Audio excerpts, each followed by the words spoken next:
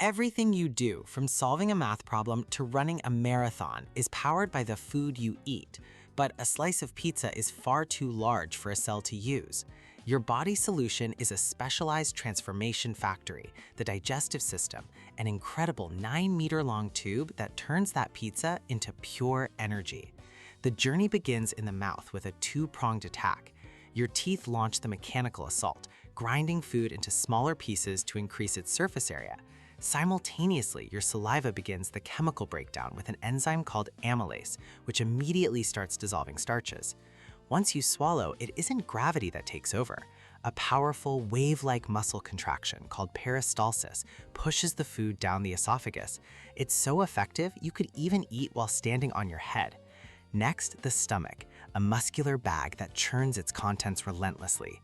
Here, the chemical attack intensifies. It secretes gastric juice, a potent mix of hydrochloric acid that kills bacteria, and a specialized enzyme called pepsin that dismantles proteins. After a few hours, your meal is a thick, soupy liquid called chyme. This chyme then enters the main event, the small intestine. Despite its name, it's nearly 7 meters long. Its true magic is its massive surface area, lined with millions of tiny, finger-like villi.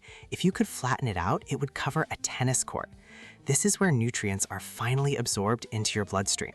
It gets help from the liver, which sends in bile to act like dish soap, emulsifying fats, and the pancreas, which deploys a cocktail of enzymes to finish the job. Anything indigestible moves to the large intestine, which focuses on one final crucial task, reabsorbing water.